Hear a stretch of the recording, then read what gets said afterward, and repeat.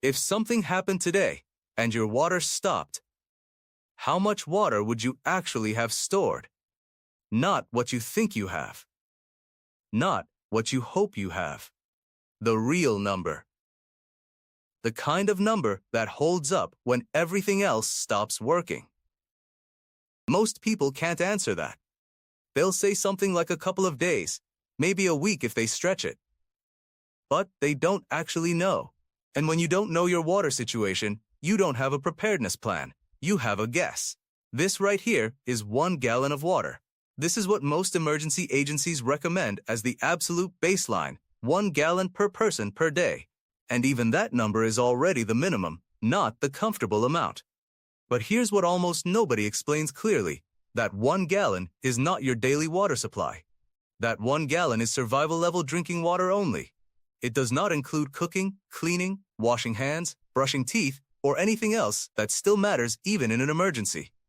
Now, before anything else, just pause and think about your home. Right now, without checking, how many gallons of water do you actually have stored? Not scattered bottles, not I think there's some in the garage, but an actual count. Because this is where reality usually hits people the hardest.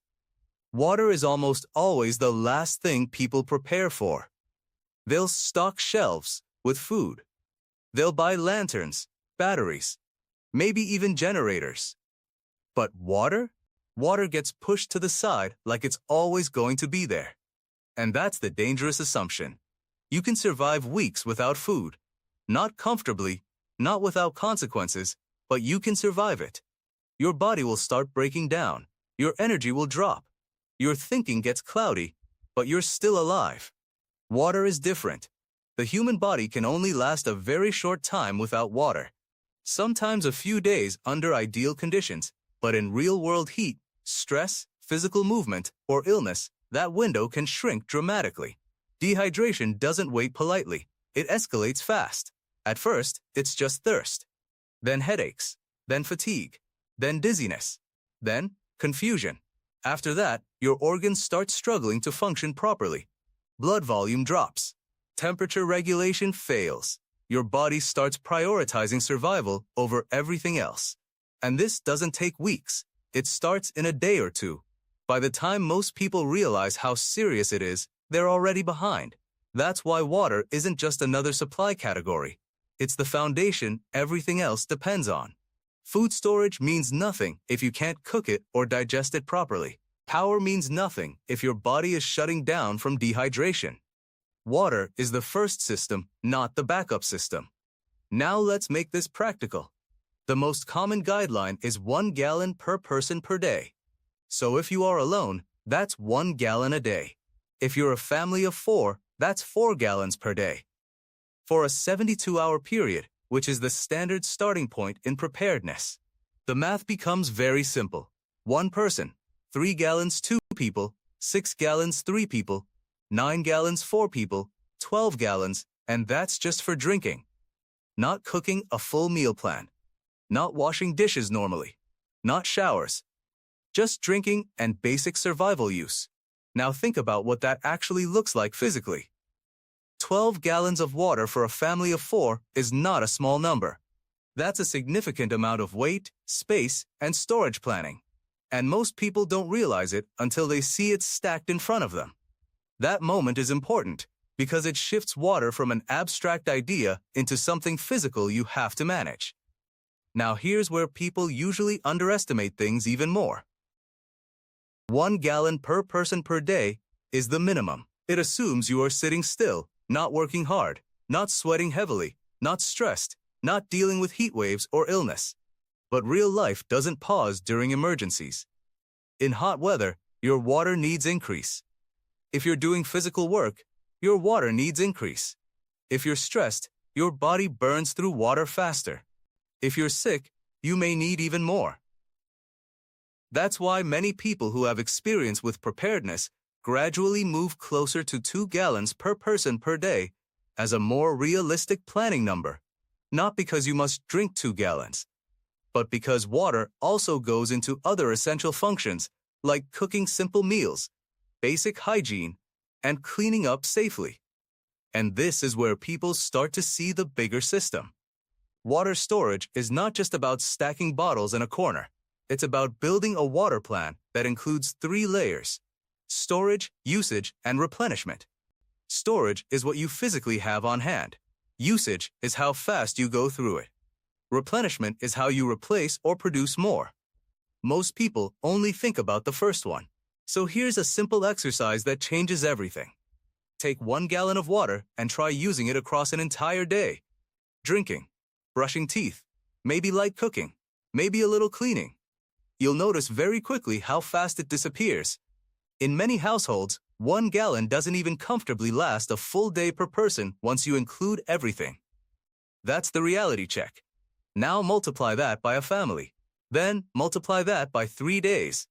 Then imagine no store access, no tap water, no backup system. That's why 72 hours is such an important starting point. Not because it's a magical number, but because it's manageable. It's something you can actually build toward without getting overwhelmed. If someone tries to jump straight to 30 days of water storage, most people quit before they even begin. It feels too big, too expensive, too complicated. But 72 hours is achievable. And more importantly, it teaches you the system. Because once you actually build 72 hours of water storage, you start seeing the gaps. Where will you store it? How will you rotate it? How much space does it take? How often do you need to refresh it? What happens if your household grows or changes? Those questions are where real preparedness begins. Now let's talk about something most people never calculate: household water usage under normal conditions. A typical household can use dozens to hundreds of gallons per day when everything is functioning normally. Showers, laundry, dishwashing, cooking, cleaning, flushing toilets. It adds up faster than people realize. Even conservative households still use significant amounts of water daily. But in an emergency, you don't need normal usage. You need survival usage. That shift alone is what makes preparedness possible. You stop thinking in terms of comfort and start thinking in terms of function. Drinking comes first. Always, cooking comes second. Basic hygiene comes third. Everything else gets minimized or paused. You can reduce water use significantly by changing how you cook and clean. For example, you can use minimal water cooking methods. You can pre-plan meals that require less water. You can reduce washing frequency. You can prioritize sanitation over comfort. But one rule never changes. Drinking water is non-negotiable. You never compromise that. Now let's make the numbers real again. If a household of 4 stores only the bare minimum 12 gallons for 3 days, that sounds reasonable on paper. But what happens if something lasts longer than expected? What happens if resupply is delayed? What happens if water usage is slightly higher than planned? That's where stress starts to build. This is why many prepared households don't stop at 72 hours. They build in layers. 1 week, 2 weeks, sometimes more depending on space and resources. But it always starts with that first 72-hour block. Because once you can successfully maintain 72 hours, you can replicate it. Think of it like building blocks. 1 block is 72 hours. Add another block, you've doubled your time. Add another, you've tripled it. It's not about doing everything at once. It's about stacking systems over time. Now there's another critical step people skip entirely: the audit.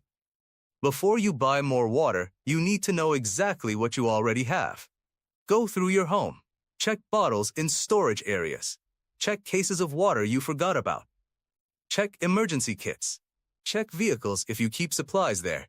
Then calculate it properly. Not emotionally, not approximately, accurately, because many people already have more water than they think, and many others have far less than they assume. That gap between assumption and reality is where preparedness fails. Once you know your real number, you can build from it. If you have 3 days, your next goal is 5. If you have 5, your next goal is 7.